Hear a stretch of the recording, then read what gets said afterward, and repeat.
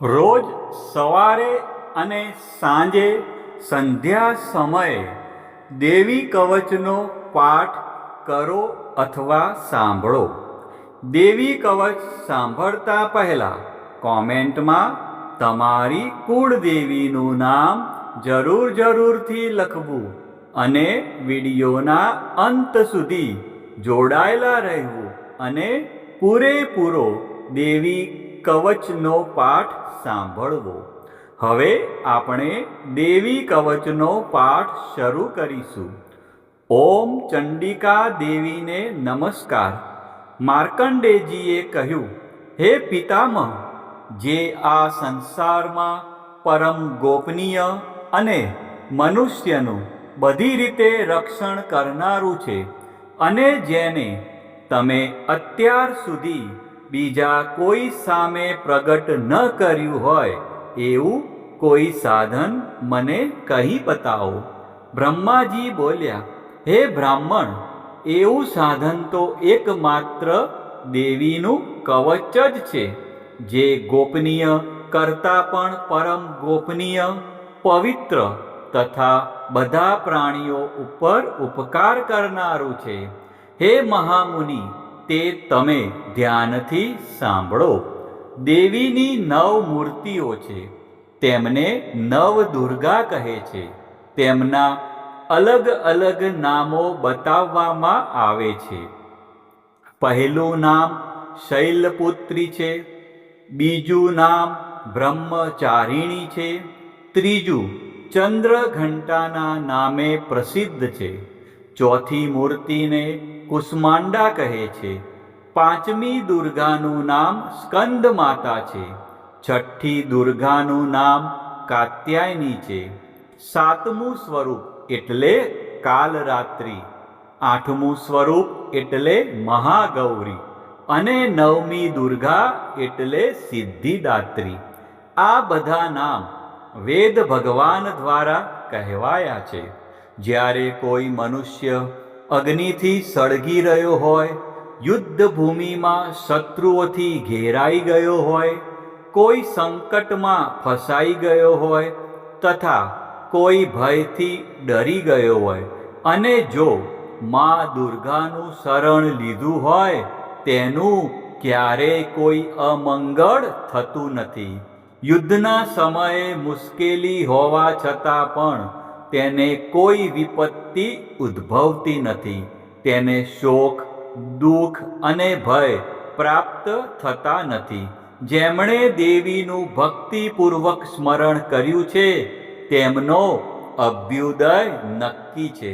હે દેવી, જેઓ તમારું ચિંતન કરે છે તેમનું તમે ચોક્કસ કલ્યાણ કરો છો, તેમનું તમે ચોક્કસ રક્ષણ કરો છો.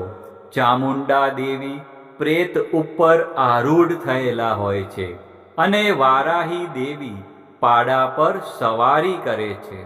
ઐન્દ્રી દેવીનું વાહન ઐરાવત હાથી છે.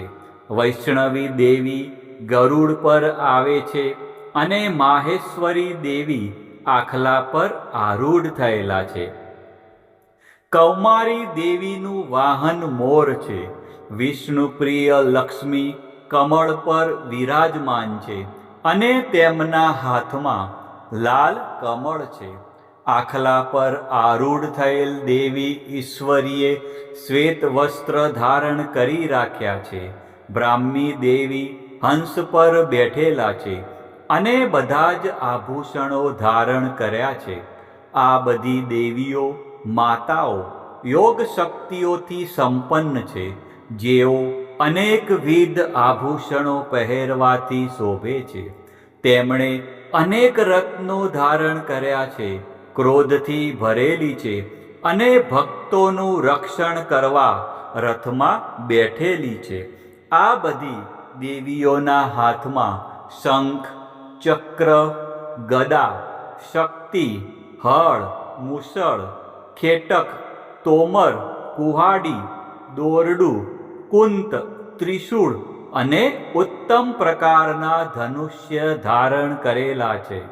દૈત્યોના શરીરનો નાશ કરવો અને ભક્તોને અભયદાન આપવું, દેવતાઓનું હિત કરવું એ તેમના શસ્ત્ર ધારણનો ઉદ્દેશ છે. મહારૌદ્ર રૂપ, અત્યંત ઘોર પરાક્રમી, મહાબલી અને મહા ઉત્સાહયુક્ત હે દેવી, તમે મહાન ભયનો નાશ કરનારા છો. તમને મારા નમસ્કાર છે. તમારી સામે જોવું પણ મુશ્કેલ છે. શત્રુઓનો ભય વધારનારા હે જગદંબિકા દેવી, મારું રક્ષણ કરો. પૂર્વ દિશામાં ઐન્દ્રી શક્તિ મારું રક્ષણ કરે, અગ્નિ ખૂણામાં અગ્નિ શક્તિ, દક્ષિણ દિશામાં વારાહી દેવી અને નૈઋત્ય ખૂણામાં ખગધારિણી દેવી મારું રક્ષણ કરો. પશ્ચિમ દિશામાં વારુણી દેવી અને વાયવ્ય ખૂણામાં હરણ પર સવારી કરનારા દેવી મારું રક્ષણ કરો.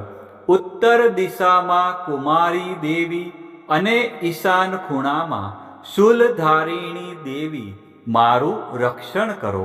હે બ્રહ્માણી દેવી, તમે ઉપરની બાજુએ મારું રક્ષણ કરો. હે વૈષ્ણવી દેવી, તમે નીચેની બાજુએ મારું રક્ષણ કરો. આ જ પ્રમાણે શબ જેનું વાહન છે તે ચામુંડા દેવી, દસે દિશાઓમાં મારું રક્ષણ કરો. જયા દેવી આગળની બાજુએ અને વિજયા દેવી પાછળની બાજુએ મારું રક્ષણ કરે. ડાબા ભાગે અજિતા દેવી અને જમણા ભાગે અપરાજિતા દેવી મારું રક્ષણ કરો. ઉદ્યોતિની દેવી શિખાનું રક્ષણ કરે અને ઉમા દેવી મારા મસ્તક પર વિરાજિત થઈને મારું રક્ષણ કરે. માલાધરી દેવી મારા કપાળનું અને યશસ્વિની દેવી મારી ભમરોનું રક્ષણ કરે. ત્રિનેત્રા દેવી ભમરોના મધ્ય ભાગનું અને યમઘંટા દેવી નાસિકાઓનું રક્ષણ કરે. શંખિની દેવી બંને આંખોના મધ્ય ભાગનું રક્ષણ કરે અને દ્વારવાસીની દેવી કાનોનું રક્ષણ કરે. કાલિકા દેવી ગાલોનું તથા સાંકરી દેવી કાનોના મૂળ ભાગોની રક્ષા કરે.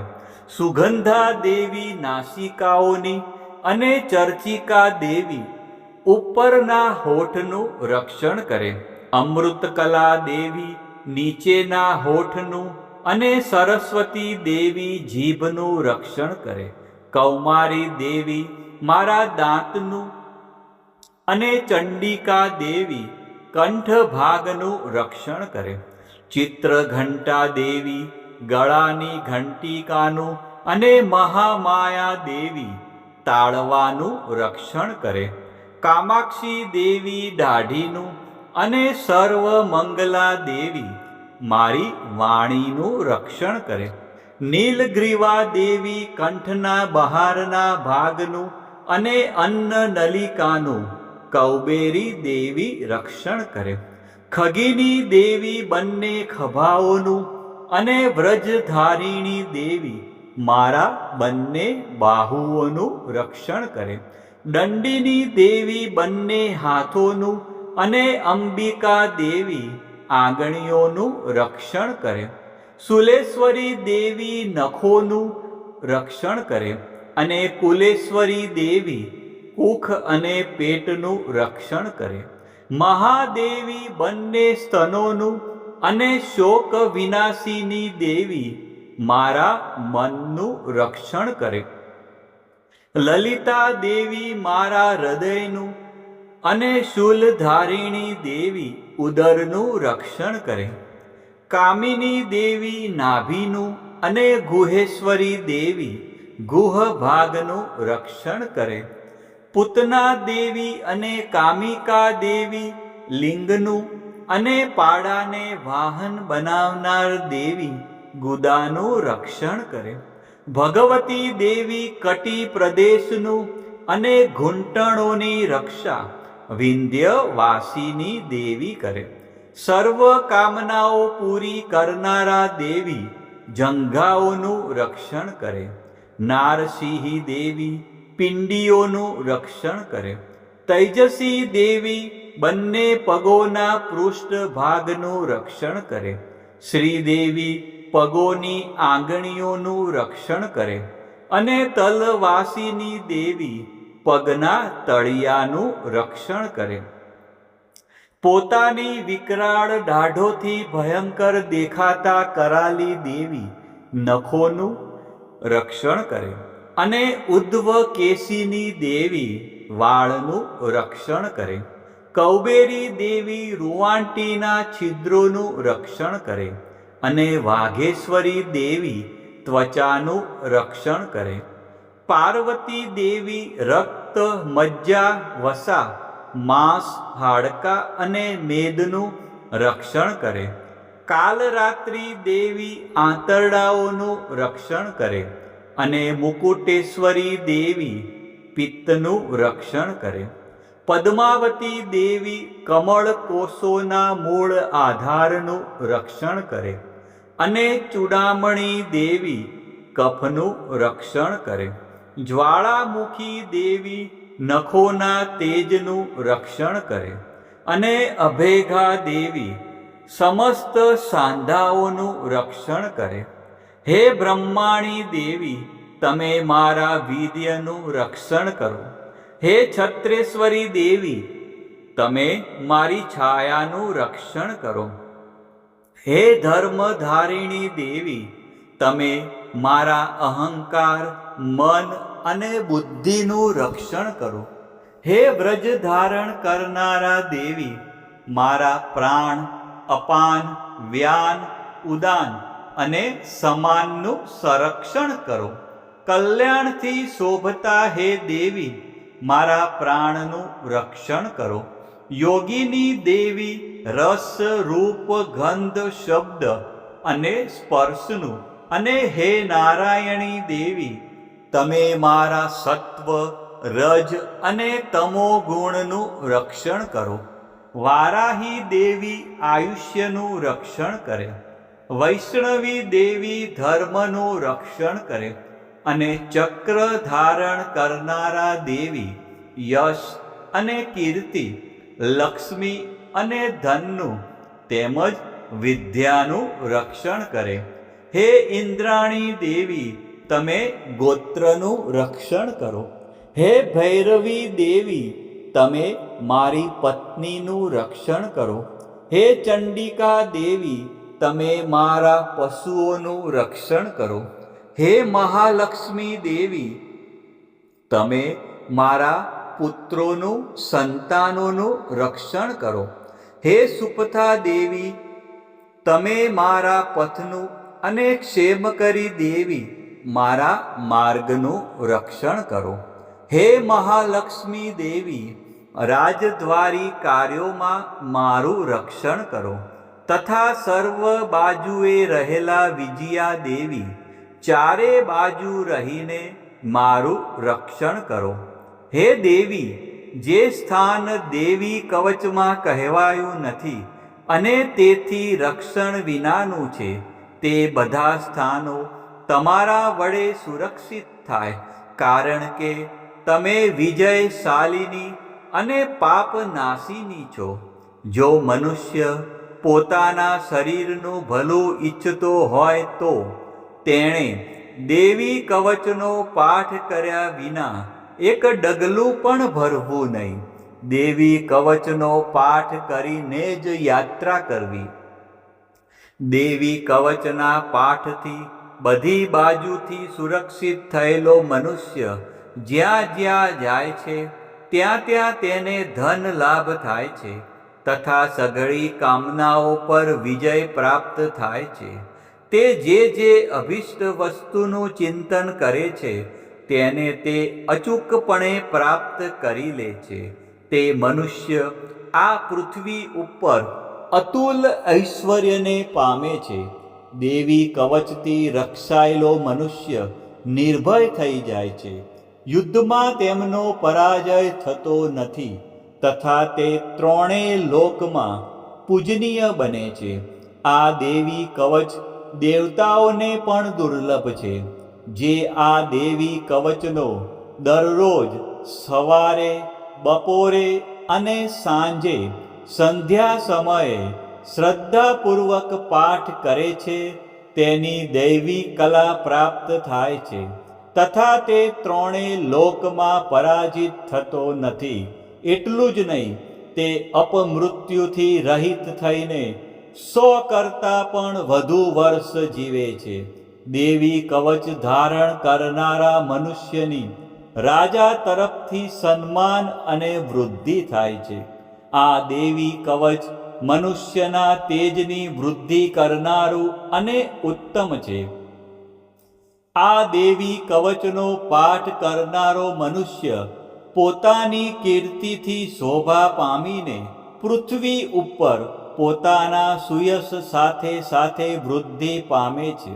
જે પહેલા દેવી કવચ કરીને સપ્તસતી ચંડી પાઠ કરે છે તેની જ્યાં સુધી વન પર્વત હોય ત્યાં સુધી તે આનંદથી યુક્ત આ પૃથ્વી ઉપર રહે છે. તેના પુત્રો, પૌત્રો અને સંતાન પરંપરા બનેલી રહે છે.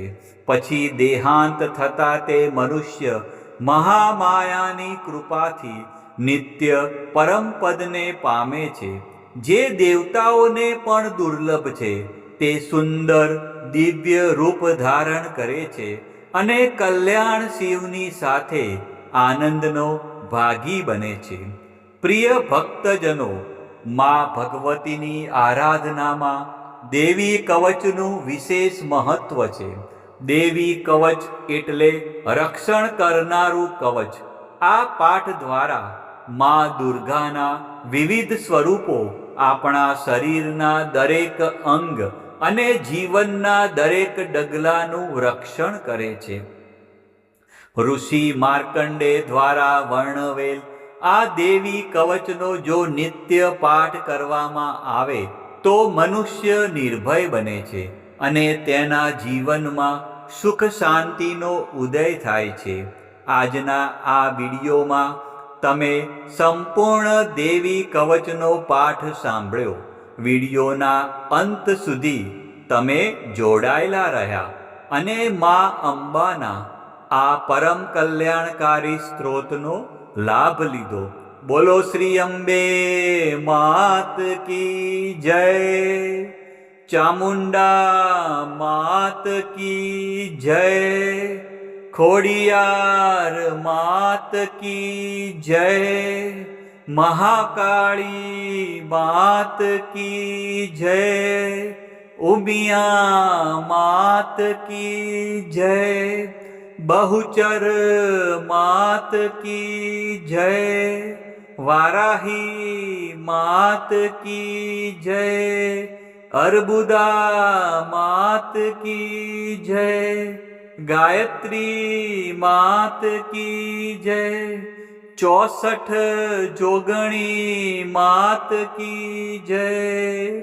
આ પ્રમાણે રોજ સવારે, બપોરે અને સાંજે સંધ્યા સમયે દેવી કવચનો પાઠ અવશ્ય કરવો અથવા સાંભળવો.